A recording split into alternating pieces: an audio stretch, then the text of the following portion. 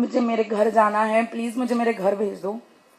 उन लोगों ने घर नहीं भेजा। फिर नवीन गायब ही हो गया बिल्कुल, ना वो आया मिलने। फिर वहां से मुझे फुलत ले जाया गया।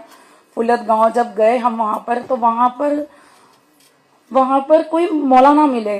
वहां पर मौलाना कलीम सिद्दीकी ने वहां पर शादी करवाई किसी मौलाना से। उस मौलाना ने मुझे मुजफ्फरनगर रखा। मुजफ्फरनगर जाने के बाद वो घर से बाहर जब जाता ना तो ताला लगा कर जाता, क्योंकि वो लोग कहते थे, अभी मतलब वो फोन पे जब बात करता था ना, कहना ट्रस्ट मत करना इस पे, क्योंकि ये पढ़ी लिखी लड़की है, इसने एमबीए कर रखा है, ये बहुत ब्रॉड माइंडेड है, इसलिए इस पे ट्रस्ट मत करना, ये भाग सकती है। तो वहां पर मुझे वो रखता। फिर उसके बाद में लॉक खोल के वो आता, लॉक खोल के नमाज पढ़ने जाता। तो वो इस तरह से मुझे रखा उसने। फिर कुछ दिन बाद में उसने मुझे ना तलाक दे दिया। मैंने सोचा कि मैं इसका दिल जीत लूंगी तो शायद तक मेरे को मौका दे दे कि मैं बाहर निकल सकूं, मैं भाग सकूं कहीं।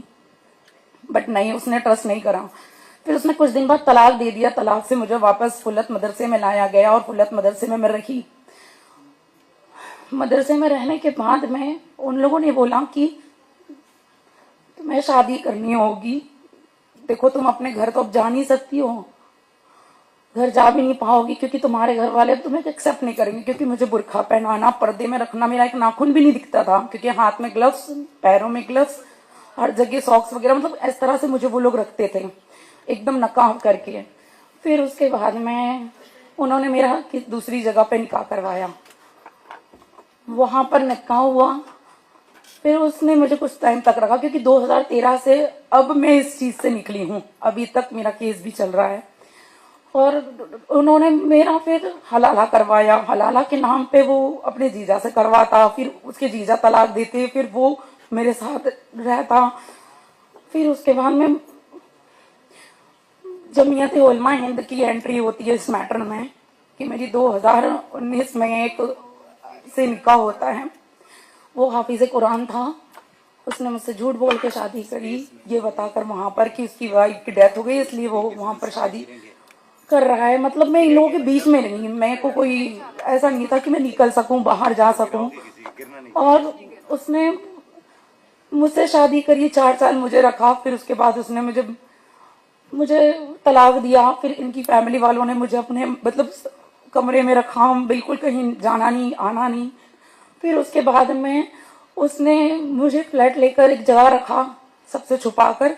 फिर वहां पर उसके जीजा से हलाला करके मेरा दोबारा निकाह करके मेरे को रखा।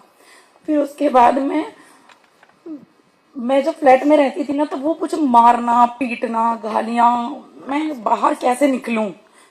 फिर मेरी एक फ्रेंड से मेरी दोस्ती हुई, तो मेरी फ्रेंड यही मेरे साथ रहती है, मतलब बहुत सपोर्ट, इसने मुझे इतनी हिम्मत दी, बहुत हिम्मत। मैं वहीं पास के डीएलएफ थाने में गई और उसकी कंप्लेंट लिखी कि सर ऐसा ऐसा मेरे साथ इन लोगों ने करा है, कि मेरा हलाला करवाया, फिर मुझे अब शुरू थे 2013 से लेके अब तक ये सब करवा रहे हैं।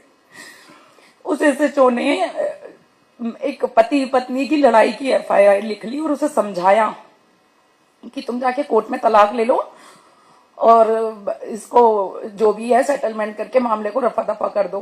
बट मुझे जब मैं वहां गई एसएचओ के पास, पता पड़ा कि क्या उन्होंने लिखवाई है एप्लीकेशन, तो उन्होंने एफआईआर यही मतलब ये हस्बैंड वाइफ वाला ही लिखा, क्योंकि वो हर बार जाता और पैसे दे देता, क्योंकि वो मदरसा चलाता है, बहुत बड़ा स्कूल भी है उसका, तो अच्छी अर्निंग है उसके पास में, तो वो पैसे दे दिया करता और वो छूट जाया करता। अब मेरा केस कोर्ट में है।